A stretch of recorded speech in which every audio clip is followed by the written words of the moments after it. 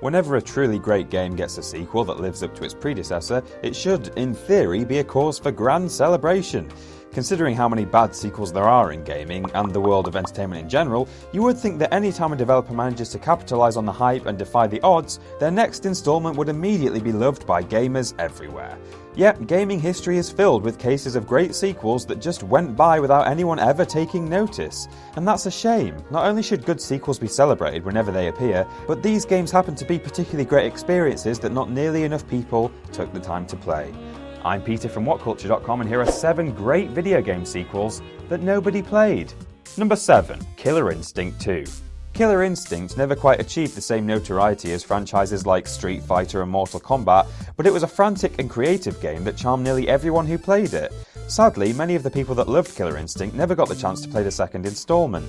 Whereas the first entry gained a large chunk of its following thanks to the SNES port, Killer Instinct 2 was an arcade-only game that wouldn't see a home release until it was repackaged as Killer Instinct Gold and ported to the N64. Unfortunately, that port failed to provide significant technological upgrades to make up for the time difference between the two releases, and didn't then sell enough copies to establish anything of a legacy.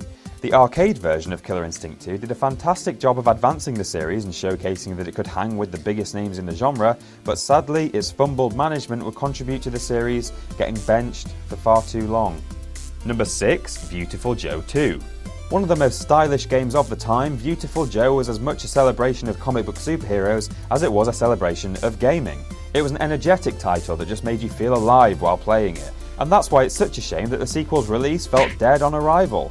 Beautiful Joe 2 is a perfect example of how to do video game sequels properly. It doesn't reinvent the concept by any means, but it improves upon everything that made Beautiful Joe 1 so great. Yet even though it was objectively better than the first game, the second entry failed to achieve the same critical or financial acclaim. Everyone appeared to agree that it was an exceptional title, but at release it just came and went without anyone really stopping to notice.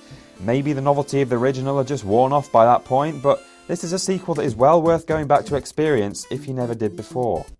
Number 5. Bioshock 2. Here's a contentious one. I loved Bioshock 2, but apparently most people in the What Culture offices think that it's kind of obvious to see why it was overlooked. It was clear from the beginning, apparently, that this wouldn't be the quote-unquote proper follow-up to Bioshock, and elements like an unnecessary multiplayer mode had fans worried it might be a simple cash-in attempt. But I think the truth is more complicated.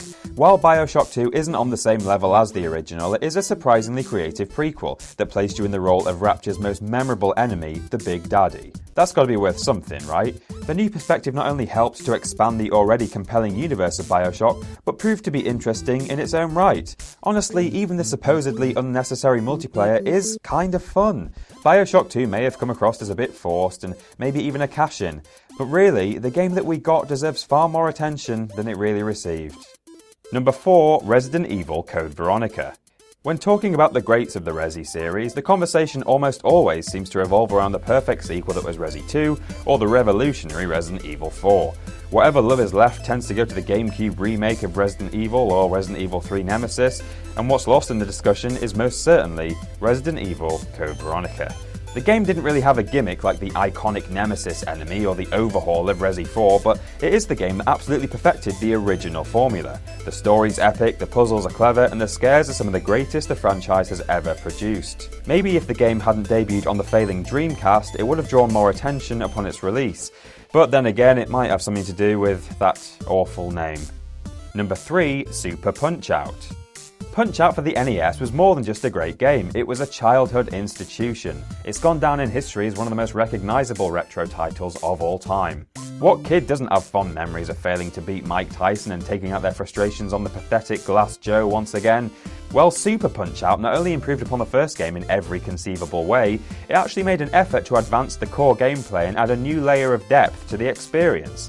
Unfortunately for some gamers, its attempts to mature the franchise may have detracted too much from the simple nature of the first entry. Number 2. Condemned 2 Bloodshot. Although many players may have picked up Condemned Criminal Origins as the best option among the sparse Xbox 360 launch lineup, they soon found one of the greatest horror games ever made, in my opinion. Condemned 1's thrilling tale of a detective on the hunt for a psychopath serial killer lent the game an addictive atmosphere of pure dread. It was a tone that few other games have ever been able to equal, but Condemned 2 absolutely nails it as well. The The sequel plays out like an episode of CSI in the world of Tales from the Crypt. There's an underlying element of realism throughout the narrative that just makes the surreal elements all the more disturbing. However, it got a little bit too much for some people when you were able to shout people apart. It was like Skyrim before its time. And number 1, Dino Crisis 2. Had Dino Crisis not been made by Capcom, it would have been mocked everywhere as the biggest Resident Evil knockoff in the wide world of Resident Evil knockoffs. It was really little more than the original Resi games with dinosaurs in place of zombies, but I think that's cool. Dino Crisis 2, on the other hand, was a completely different story. Instead of survival horror, this is pure arcade action.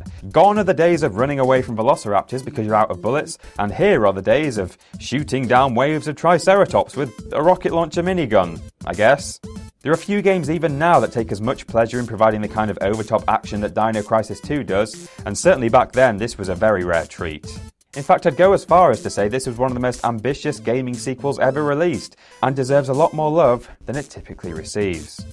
And that's our list. Now, what did we miss out? Don't forget to let us know in the comments below, and as always, remember to like, share and subscribe. You can follow me on Twitter here and What Culture Gaming in all of these places. I'm Peter from WhatCulture.com, and I'll see you soon.